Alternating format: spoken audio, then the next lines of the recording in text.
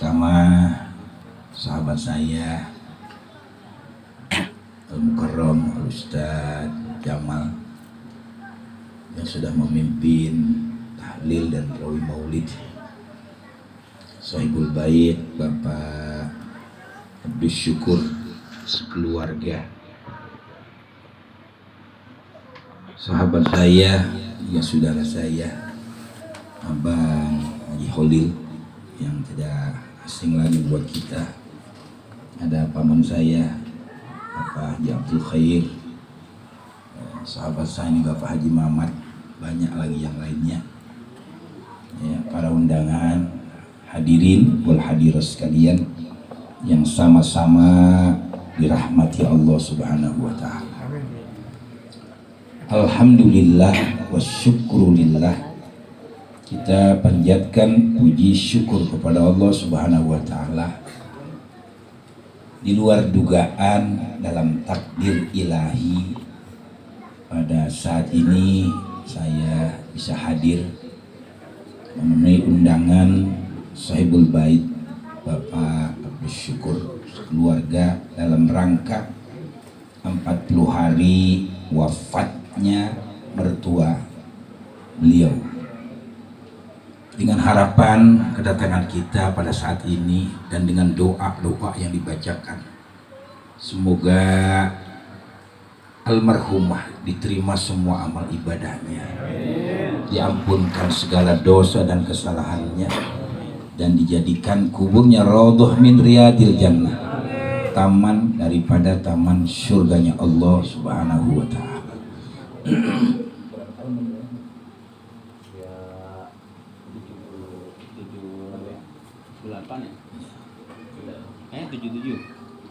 kurang lebih dah ya. Para jemaah sekalian, di samping kita memperingati 40 hari wafatnya almarhumah, sekarang kita berada di bulan Rabiul Awal, bulan yang sangat mulia, bulan yang sangat agung, bulan dilahirkannya seorang pemimpin revolusi dunia terbesar untuk sepanjang zaman, yaitu Nabi kita Muhammad Sallallahu Alaihi Wasallam.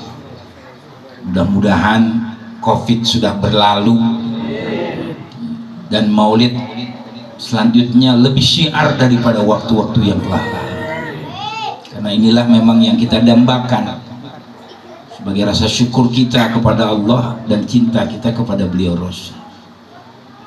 Para jamaah sekalian, kita urus sedikit-sedikit saja. Kita umat Islam sudah sama-sama maklum, kita umat Islam sudah sama-sama tahu menjelang kelahiran beliau Rasul, nanti nyerempetnya kepada 40 hari juga menjelang kelahiran beliau Rasul, ada suatu peristiwa besar yang tidak bisa kita lupakan, yaitu pasukan Abrahat al-Ashram yang akan menghancurkan Ka'bah. Kenapa Ka'bah mau dihancurkan? Ini supaya jangan simpang siur lagi ceritanya. Bab masih ada aja kadang-kadang guru di sekolahan burung ababil kata dia. Lalu nggak ada burung ababil, tidak ada. Supaya jangan salah di dalam mentafsirkan surat Al-Fil. Ka'bah ketika itu dipimpin oleh seorang yang bernama Ammar. Mulai saat itulah dibagikannya roti-roti setiap orang yang ziarah ke Ka'bah. Baitul Atiq artinya rumah tua. Maka beliau diberi gelar Hashim, orang yang pertama kali membagikan roti. Jadi Hashim itu gelar, nama aslinya Ammar. Dari sekalian, begitu Hashim meninggal dunia, digantikan oleh putranya Syaibah. Syaibah itu kenapa? Karena begitu lahir rambutnya ubanan semua, putih semua tuh rambut, jadi diberi nama Syaibah. begitu memimpin Ka'bah mendapatkan kemajuan yang sangat signifikan, bahasa modern begitu kan. Maka mendapat gelar Abdul Muthalib, orang tua yang bijaksana. Mulai timbul rasa iri hati seorang penguasa di negeri Yaman yang bernama Abrahat al-Ashram. Bagaimana caranya supaya orang pindah ziarahnya nggak ke Mekah lagi, supaya pindah ke Yaman. Maka dia berniat tidak bagus, berniat jahat untuk menghancurkan Ka'bah. Dan dia sebelumnya membuat dulu sebuah gereja yang besar yang diberi nama Al-Qullais, indah, megah, sampai sekarang masih ada itu di negeri Yaman. Peninggalannya dari zaman Abrahat dulu, saudara-saudara. Dan dia mengirim surat kepada Raja Negus di Habasyah kalau dia mau menghancurkan Ka'bah. Rupanya surat ini, berita ini, saudara sekalian, sampai ke Mekah. Ehonya dikurangi dikit aja. Ini ya, kalau mau diajokin. Sampai berita ini ke Mekah. Orang Quraisy Mekah sakit hati, nggak senang mendengar berita ini. Akhirnya salah satu di antara mereka dari suku Kinanah berangkat ke negeri Yaman. Sampai di Yaman dia masuk ke dalam gereja tadi itu. Ngapain di dalam gereja? Dia berak, saudara sekalian. Bahasa Betawi kan begitu enaknya. Ya. Ada lagi yang kasar dikit, dobol. Jadi gereja yang baru begitu dia berakin. Ada yang nanya, siapa yang buang air besar di sini? Tadi orang dari Mekah, dari suku Kinanah, dilaporkan kepada Abrahat al-Ashram yang tadinya mau entar-entaran. Gara-gara gerejanya diberakin, inilah yang menjadi penyebab, yang menjadi pemicu. Akhirnya Abrahat segera mengerahkan pasukan, dari mulai pasukan berkuda lengkap dengan perisai, ya, pasukan onta lengkap dengan tombak, anak panah, pedang, dan ada yang berjalan kaki yang berjumlah 60.000 orang lebih. Dan yang terbesar, kata ahli tafsir, pasukan bala tentara gajah. Nah, itu jadi paham ceritanya. Begitu sampai di Mekah, kurang lebih hanya 3 km ya, kalau nggak salah sekitar Tanim berarti ya, kalau kita kan ngambil artinya mikot itu kan di Tanim, 3 km 4 km dari Mekah. Kalau yang dekat, kalau mau jauh dikit Jironah ya, kalau mau jauh lagi dikit sono di Jeddah bisa juga. Ya, banyak tempat mikot. Kurang lebih 3 km sampai 4 km mendekati Ka'bah, azab Allah turun. Apa itu azabnya? Diberikan penyakit cacar yang kumannya cepat sekali menjalar. Virus nggak berapa sekarang ini. Corona lagi bohong, corona ini sebenarnya. Saya nggak percaya bagi nari. Tapi tetap kita waspada aja. Namanya orang jual obat. Ya, jual obat, dagang. Masa orang ketangkap tilang motor, mobil boleh, mobil dibawa pulang sama motornya suratnya asal divaksin, ke pemaksaan namanya itu. Jalurnya kemana nggak ketemu, jualan dagang sorry kalian ya. Tapi tetap memang seperti ini Nabi udah gambarkan, nanti akan ada begini, akan ada begini, akan ada begini. Insya Allah buat kita orang Islam dijamin selamat karena kita sholat 5 waktu. Kita mencuci tangan, saudara kan, belum lagi pakai sabun, belum lagi tambah sholat sunat. Insya Allah ya, Mekah sekarang sudah mulai dicopot-copotin tuh pembatas-pembatas sholat, karena itu memang teori-teori orang-orang Yahudi. Kita nggak boleh sholat kayak malaikat, sholatnya lurus, sholatnya lempeng, sholatnya rapat. Nah, dibikinlah WHO seperti itu, sampai sholat Jumat ditutup. Nah, itu permainan Yahudi semuanya ya, Yahudi itu paling benci sekali. Kayak kalau ada pastor ngomong di TV dulu, katanya orang Kristen tuh gak benci sama Islam, nggak bisa. Qurannya udah nyatakan begitu. Walan tardo ankal yahudu walan nasoro hatta tattabi'a millatahum. Yang namanya Yahudi Nasrani sampai kiamat nggak bakal rela sama Islam. Begitu sudah, saudara sekalian. Tapi kita tetap saja waspada. Sekarang ada lagi yang mengatakan kita nggak perlu takut juga sama artinya sekuler, sama pluralisme, sama Islamfobia. Justru sekarang yang berbahaya nih, yang berbahaya sekarang ialah komunis PKI ini, sudah dilihat. Khawatir ulama-ulama kita, habaib kita ini ya diperlakukan seperti dulu. Si waspada, ya enggak. Ya mudah-mudahan semuanya selamatlah insya Allah. Amin ya rabbal alamin. Jadi diberi penyakit cacar tuh banyak yang mati, saudara sekalian. Kalau zaman saya kecil banyak itu cacar dulu, cacar yang gede-gede itu, cacar air panas bilang tuh. Ya enggak, saudara sekalian, orang nggak bisa tidur kalau cacar itu. Betul gede-gede. Dulu iya luar biasa udah tuh cacar pokoknya. Termasuk rajanya tuh Abrahat al-Asram juga dikasih cacar. Dia nggak kuat, panas, dia pulang ke negeri Yaman. Belum sampai di Yaman, baru sampai di kota San'a, dia mati karena cacar. Tuh, raja sama cacar mati, apalagi Hansip. Nggak ada apa-apanya, saudara sekalian, nggak ada, ya nggak. Tuh, sama cacar raja mati. Dari saudara. Lalu bagaimana dengan pasukan bala tentara gajah?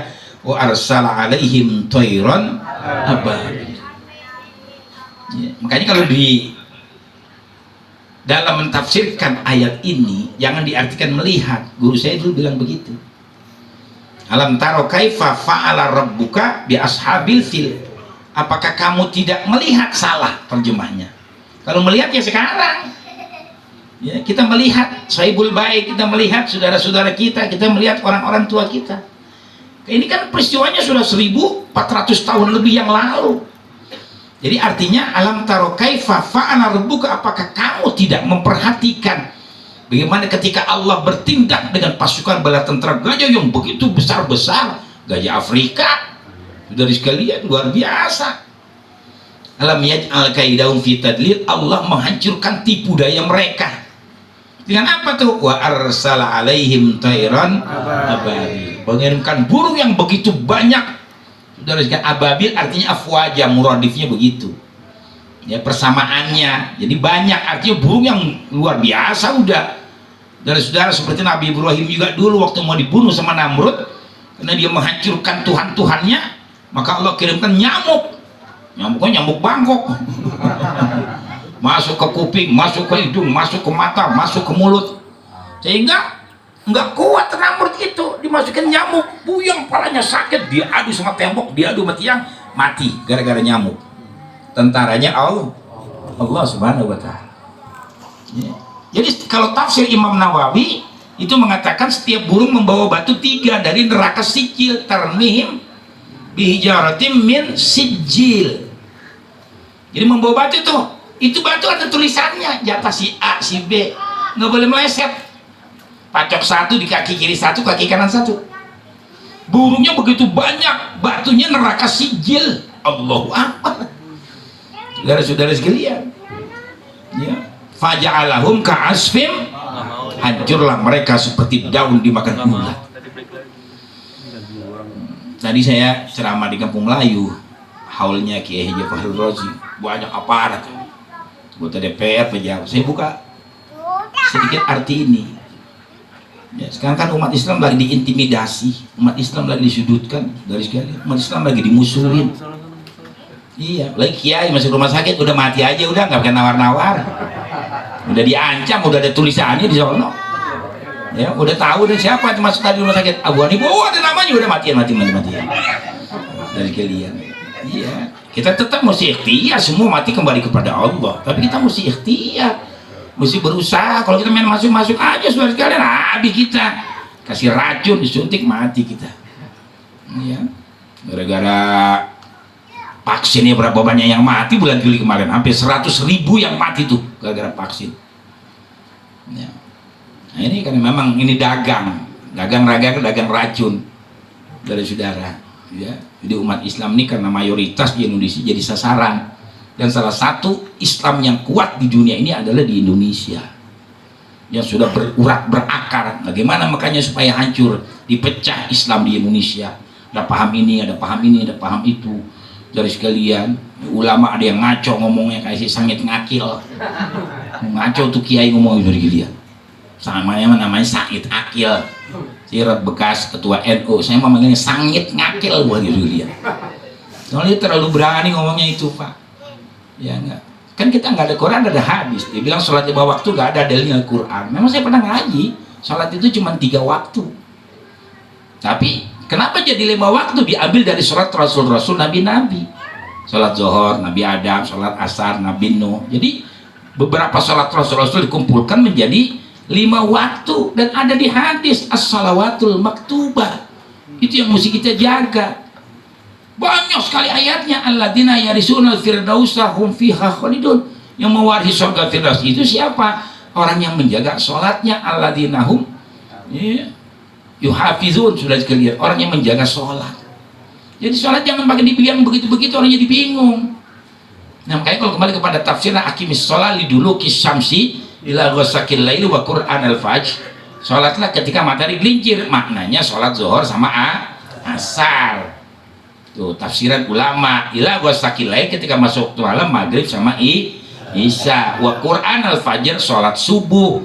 Sesungguhnya sholat subuh disaksikan oleh para malaikat. Dia bikin ngaco aja tuh, nyari tenar kok istaf sendiri dijelek-jelekin. Yang enak lagi saya kemarin ngomong, Pak, ya Allah dalilnya ada tuh, nggak ada di Quran, kata dia begitu. Hetan mata manusia yang sudah dia. Wah ini mesti dihajar sebetulnya, nggak boleh didiemin. Kita dengar si Penus aja kita enak sudah kalian, yang jelek-jelekin orang Betawi. Orang Betawi ini kan paling santun, nggak sirik, nggak hasud, nggak dengki. Mau Batak, mau Jawa, mau Sunda, mau Bugis, paling mau datang kemari ayo nyari makan sama-sama. Nah sekarang Betawi dianjing-anjingin seperti itu dia. Ya enggak? Lagi dicari tuh dia, kalau masuk dicari. Orang Betawi baru pada angkat badan semuanya, ada udah demonstrasi golok di leher. Paling jamin ada tuh orang gabus. Teman saya tuh di Galian, ukuran orangnya juga udah jauh mah kita gedenya dari Galian. Tapi kalau orang Betawi nggak kayak begitu, kadang-kadang sama orang Madura, cinta sama ulama, kiai ilmunya hebat-hebat. Dulu Kiai Ajul Majid Pokoknya Delman sama kuda-kudanya Delman, orang-orang diangkat tangan sebelah. Hebat kan ilmunya orang Betawi itu, Pak. Iya, dulu kakeknya mertua saya, ini Mualim Tabrani juga seperti itu, ditantang sama jawara kampung, orangnya gede tinggi, kepelannya kayak batok, golongnya setengah meter, ngajakin tarung. Kalau lo mau ngajar sini lo mesti tarung sama gua, bagus. Di mana lo mau? Biasa gue tungguin di kandang kuda. Kandang kuda diangkat tangan sebelah juga tuh muridnya Kiai Ajul Majid tuh. Diangkat dilemparin ke tempat makan kuda. Wah dulu hebat-hebat. Terus sekalian, termasuk engkong saya itu Haji Saedah, itu tandingan 40 orang itu. Dia dipanggilin Pak Jago. Nah coba deh dipelajari lagi ilmu-ilmu seperti itu. Orang Banten juga dulu belajarnya sama orang Betawi dari sekalian. Tapi memang tiap-tiap daerah ada jawara-jawara seperti itu. Makanya dulu kumpulnya di Jakarta, yang sampai lahirlah Betawi artinya. Nah itu orang nggak bener itu, ya nggak dicari itu Pak. Sampai ke lubang semut lu gue cari katanya.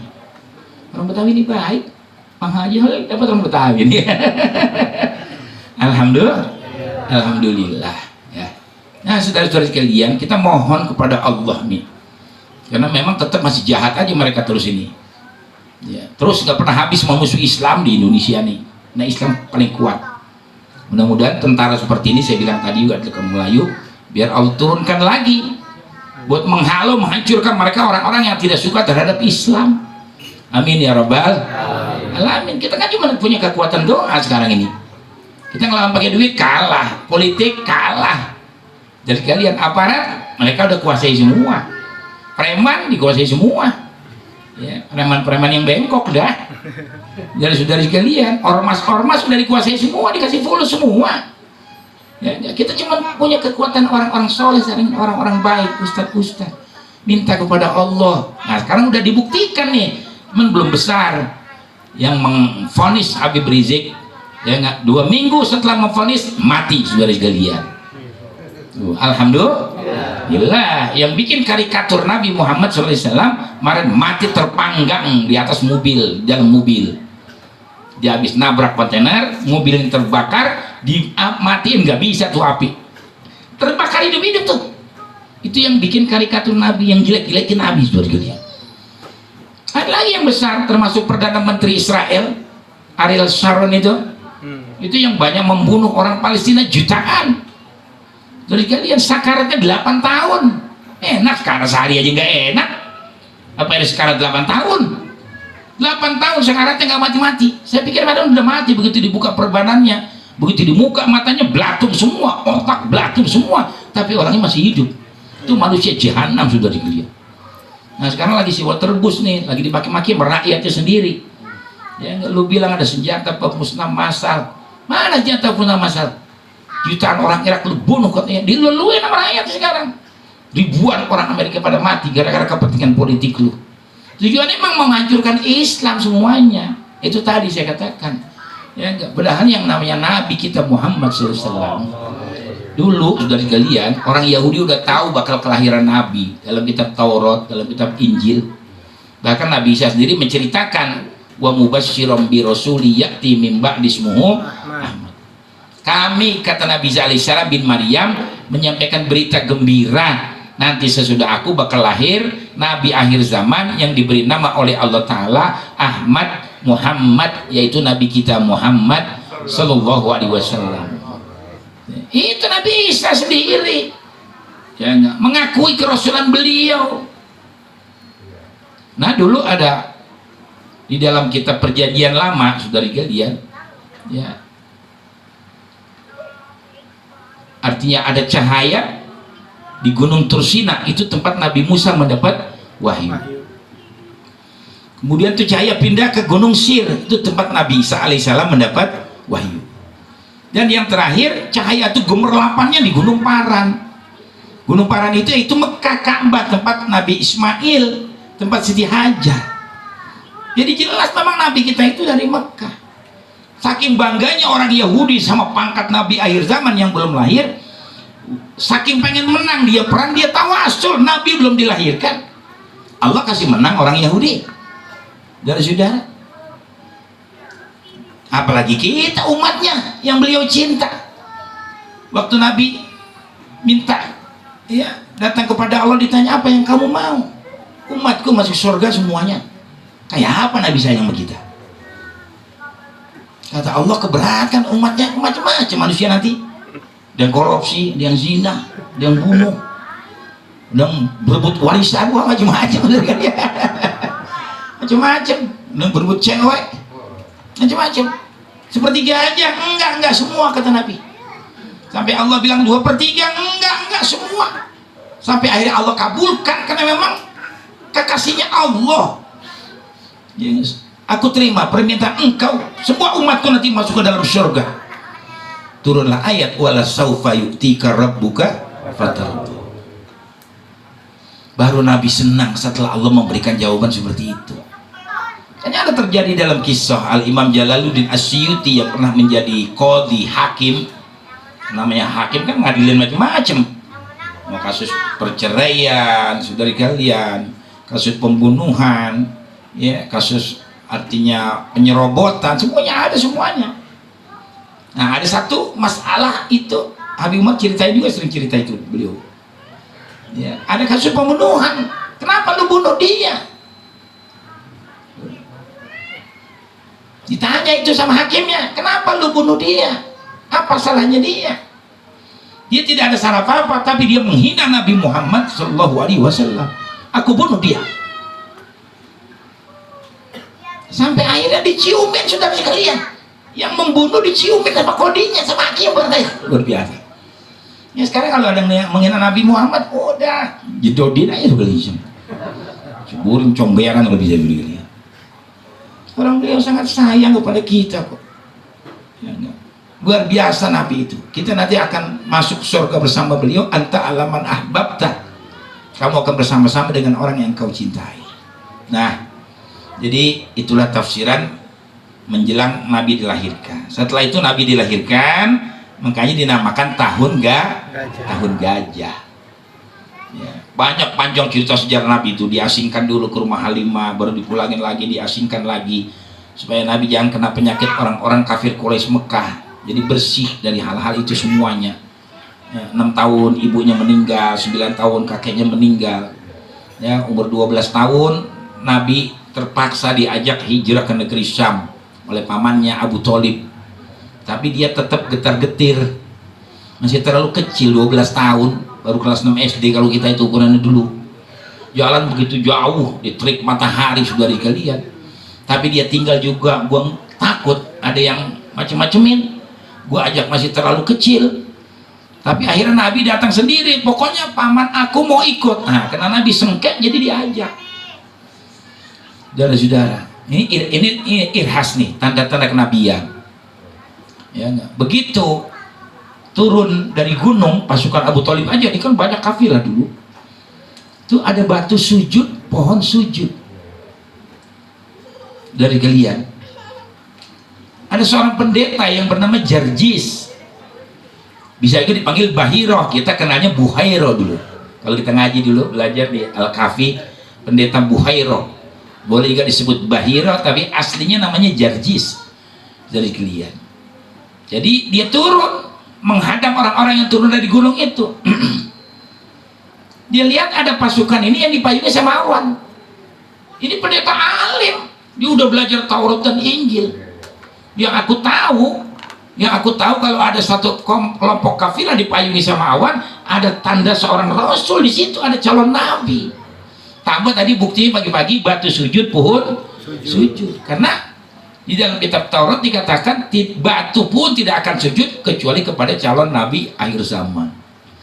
Dari sekalian, dihampirin bener, dilihat rambutnya, hidungnya, mulutnya, bibirnya, jidatnya, semua diperhatikan sama pendeta Buhairo. Nggak salah, ini dia orangnya yang tadi kafilah dipayungi sama awan. Saya minta anak ini dibawa pulang saja. Kata Abu Thalib, ada apa dengan anakku? Kau bukan anaknya, kau bukan ayahnya.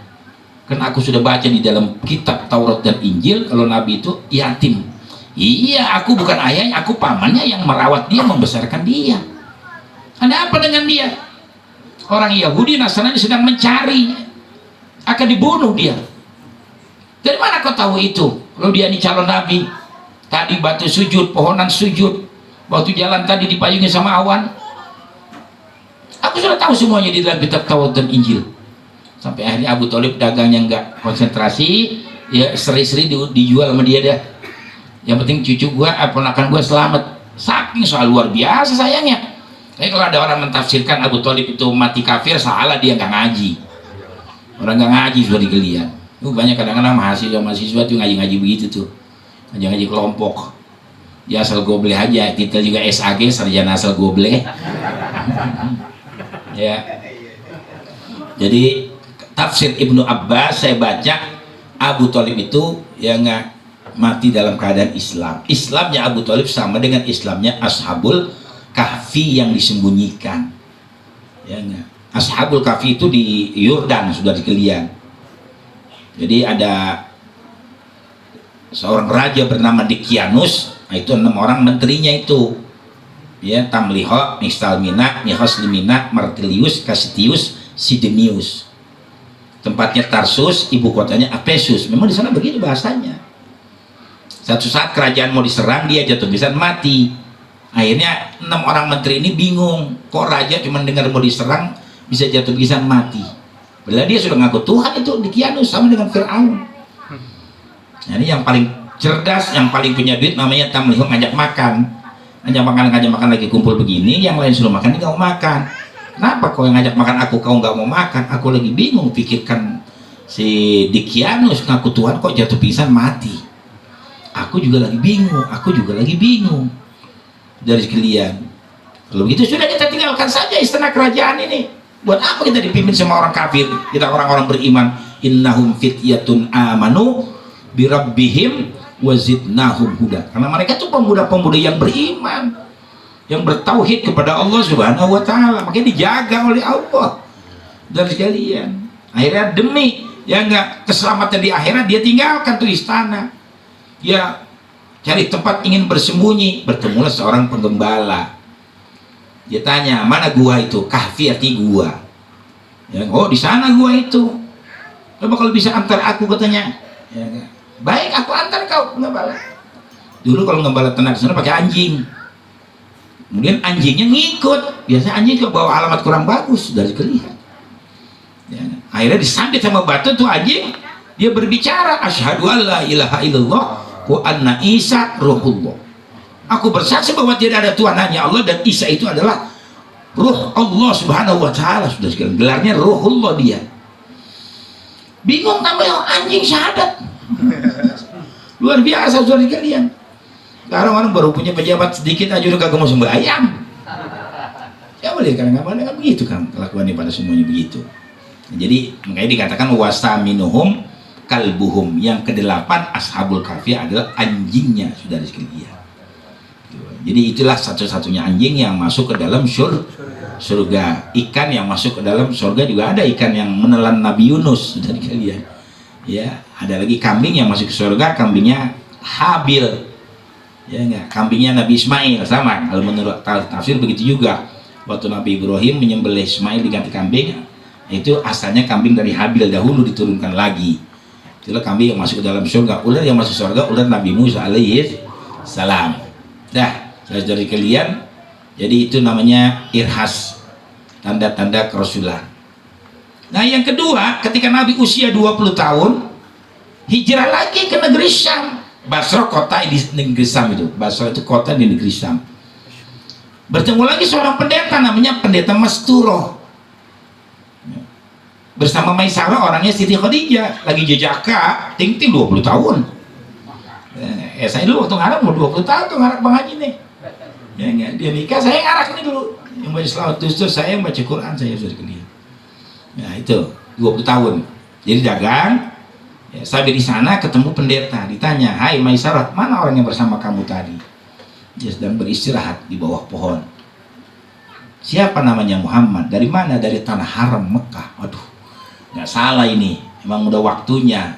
Yang aku tahu di dalam Taurat Injil, nama Muhammad dari Mekah tanah haram, calon nabi akhir zaman.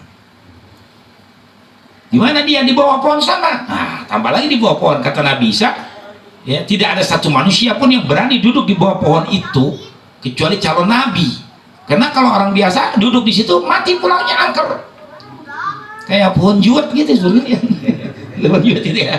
Kamu duduk tuh angker itu, tapi kan nggak sembrowong juga angker dulu itu. Saudara-saudara, abah saya kalau pulang dari Sarindo kan lewat Siston Piong dulu. Itu dulu ada namanya Wak Picis itu, yang pegang itu tuh asam berowong. Cuma nakut-nakutnya orang pakai pocong. Wah, mau dipenggal sama bapak saya itu, gue golok kok. Gua katanya. Ya gitu, lu nakut-nakutnya orang aja katanya. Orang dulu emang jago-jago, Pak. Orang dulu mah. Ya ilmu sakti-sakti, jago-jago orang dulu tuh, Masya Allah kita lihat ini. Hebat-hebat orang dulu tuh, karena ikhlas. Karena kebersihan jiwanya dia.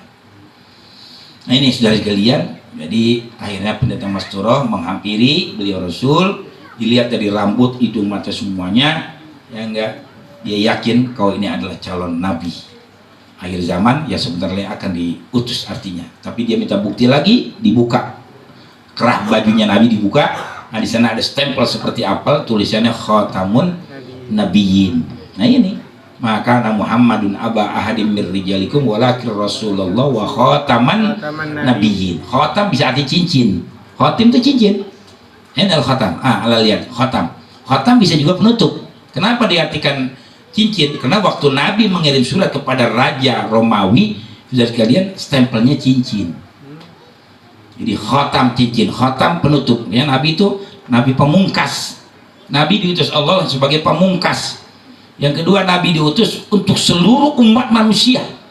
Kan sering saya pidatoin. Jadi yang merasa dirinya manusia, lu mesti beriman pada Allah, kepada beliau Rasul, kecuali lu nggak nganggap diri lu manusia, orang hutan, monyet buat itu juga dia. Ya, memang masih begitu, ada sebegitulah makna Qurannya sebenarnya kayak gitu. Jadi mereka tahu kalau Islam ini agama yang benar. Ya, waraditu lakumul Islam Madinah, yang sudah disempurnakan, dicukupkan, ya, dan aku redho hanya Islam sebagai agama buat kamu. Ya, dagang 20 tahun jadi orang kaya Nabi itu. Jangan dibilang Nabi miskin. Nabi dagangnya paling laku. Ya enggak? Berapa ini? Ya enggak? Terserah mau bayar berapa saja. Ini saya beli sekian, untungnya mau kasih berapa saja. Orang udah perhitungkan perjalanan dari Basra ke Mekah berapa lama.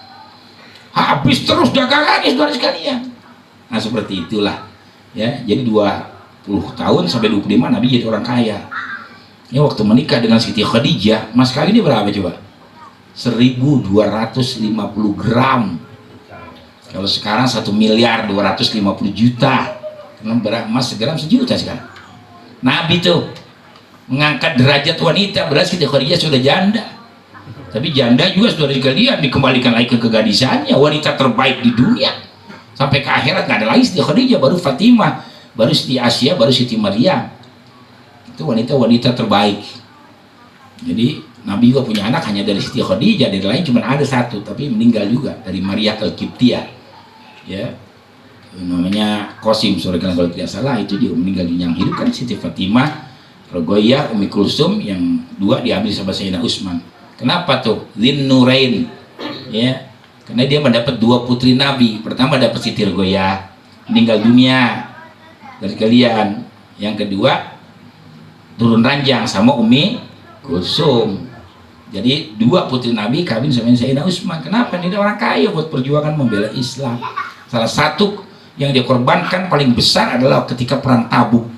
Kalau kayak sekarang miliaran disumbangkan tuh buat peperangan, saudara sekalian, menghancurkan musuh-musuh Islam.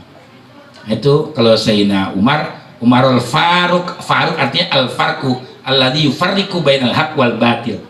Nah, Sayyidina Umar itu paling enggak betah kalau melihat kemunkaran, hajar beri habis. Nah, itulah khalifah yang membedakan antara yang benar dan yang salah. Ya, Abu Bakar Siddiq kan dia membedakan Isra wal Mi'raj, sudah dikalian. Terus Nabi Abi Thalib emang dia jagoan dah. Ya, nggak ada tandingannya, saudara-saudara.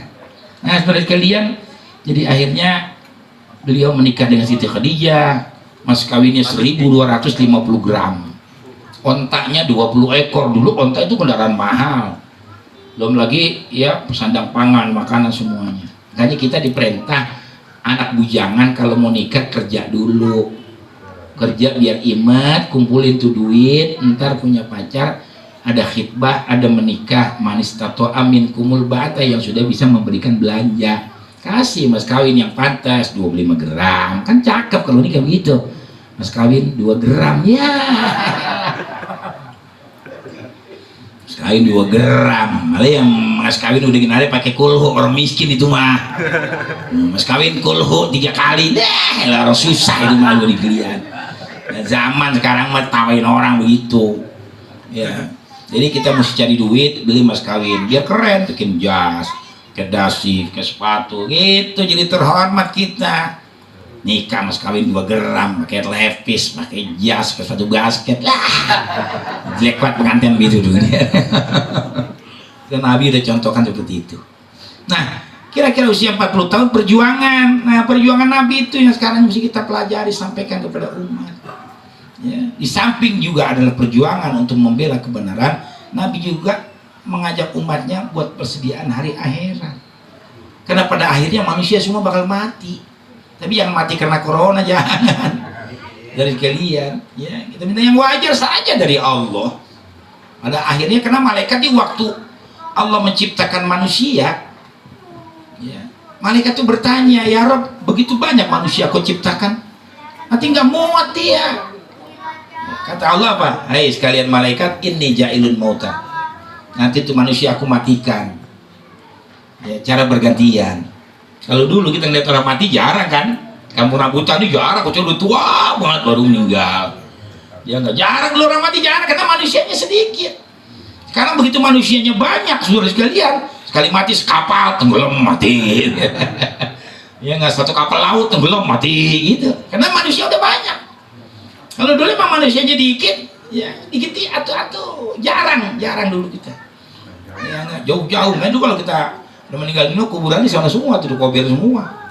Saya tukang hadir tuh ke kober ngajiin orang-orang meninggal. Ya, 7 hari di kuburan, 7 hari di rumah orang dulu. Kenapa tuh? Biar tahu bab orang kalau meninggal dunia dikubur nggak boleh pulang semuanya. Sebelum dikuburin itu pelampang udah jadi. Langsung tuh ya orang langsung baca Quran. Karena kalau orang semuanya pulang, malaikat langsung bertanya. Kalau masih ada orang, malaikat menghormat, nggak mau bertanya si mayit. Jadi kalau diajiin sampai 1 minggu, 24 jam kali seminggu tuh, hadiah pahalanya buat yang meninggal, mudah-mudahan meringankan dosa dia. Kalau dia berdosa, di ngajiin lagi di rumah. Orang dulu gotong royong luar biasa, kompak bener sudah dilihat. Ya enggak, supaya apa, nanti orang-orang yang meninggal dunia itu ya enggak diampunkan segala dosanya. Kalau dia orang baik bertambah amalnya, karena itu hadiah. Tadi kan dibaca Bu Ustaz tadi. Ya, Allahumma ij'al wa usil wa taqabbal thawaba ma qara'na minal Qur'anil azim wa ma halalna min la ilaha illallah wa sabbahna min subhanallah wa bihamdi wa ma ini panjang, hadiyatam minna wasilah wa rahmatam minkan. Hadiah. Apa yang saudara-saudara baca semua tadi hadiah buat Ibu Khadijah. Kalau dia amal sudah banyak bertambah banyak. Kalau dia ada dosa kecil-kecil, kita nggak tahu manusia. Maka dengan bacaan ini diampunkan dosanya oleh Allah Subhanahu wa taala. Beliau 77 tahun tadi ya. Orang perempuan umur 60 tahun aja udah nggak ditulis dosa. Oh, udah 60 tahun masih mau nongkrong di jalanan, mau jadi apaan sudah jadi. Nggak ada, itu mah perek kaliber kali kalau begitu ya. Nggak ada. Perempuan udah 40 tahun aja kan udah selesai. Ya, artinya udah mulai menyurut dah. Garis-garis kalian udah kalau orang bilang mah kalau udah menopos sampai 40 tahun kapan, makanya umur kan cuma 60, 20. Dan 60 tahun udah ibadat lah buat akhir hayat. Ya, ibu-ibu di belakang kalau ada begitu, udah umur 60 tahun udah banyak ibadat buat akhir hayat. Orang laki kita 70 tahun udah nggak tulis lagi dosanya. Abang udah 70 tahun masih menangkring juga. Jalanan nangkring dulu masih boleh aja. Dari kalian nggak apa-apa. Orang laki nggak ada batas waktu, nggak ada. Ya memang kalau soal yang kemampuan mungkin kan ada jamu sekarang di Jakarta Bandung.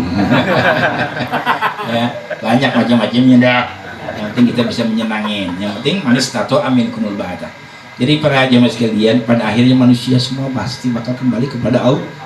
Kalau sudah kembali kepada Allah apa? Kayak tadi ayat dibaca, tabarakalladzi biyadihil mulku wa huwa ala kulli syai'in qadir. Maha suci Allah. Ya enggak? Dan di genggaman Allah lah segala semua kerajaan yang ada ini. Ya, biyadihil mulku wa huwa ala kulli syai'in qadir. Nah, Allah itu maha berkuasa.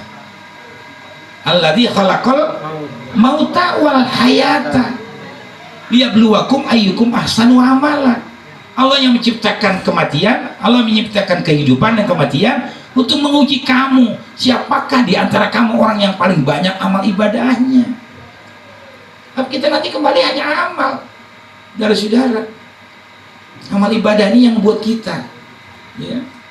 Yatba'ul mayyita salasun. Kalau ada orang mati ada 3 yang ikutin tuh. Ahluhu wa maluhu wa amaluhu. Keluarganya ngantar ke kubur. Habis ngantar pulang nggak? Pulang. Yang kedua, wa maluhu. Hartanya ngantar juga tuh, mobil, motor dipakai dah buat ngantar ke kuburan. Ntar pulang lagi tuh. Wa yabqa wahidun. Ya enggak? Wa huwa amaluhu. Fayarji usnani wa yabqa wahidun. Yang 2 pulang, yang 1 tetap tuh. Buat siapa tuh? Orangnya itu sudah dikelilingi. Ya. Hanya dijelaskan dalam kitab Nasuhaihul Ibad juga sama seperti itu. Ya enggak? Tuba liman taraka dunya qabla an tatrukahu. Beruntunglah orang yang meninggalkan dunia sebelum dunia meninggalkan dia. Ya. Artinya saudara sekalian, jangan sampai kita mau mati itu masih terbuai dengan masalah itu. Dunia mah cari biar banyak.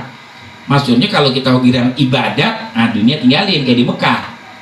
Di Mekah kan kalau giran azan berhenti, tutup semua. Begitu mananya. Bukan sekarang kita nggak nyari duit. Duit mah sampai kapan cari terus. Boleh perempuan kalau nggak ada duitnya susah dia sudah.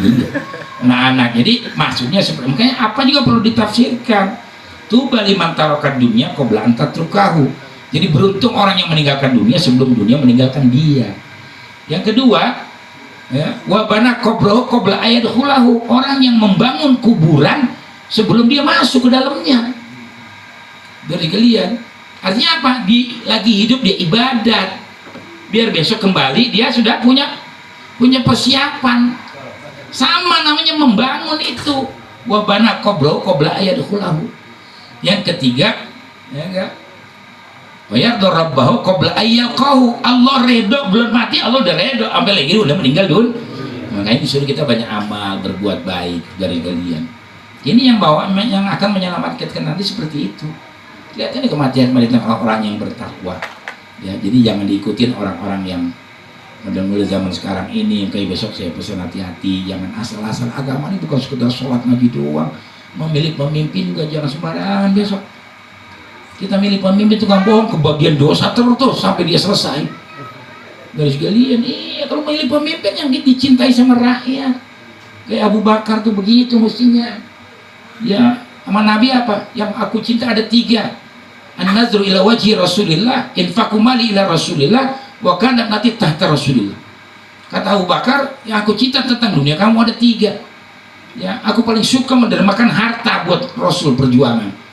Dan aku belum puas kalau aku belum memberikan anak gadisku kepada Rasul. Wah, sekarang begitu sama Kiai enak banget ya.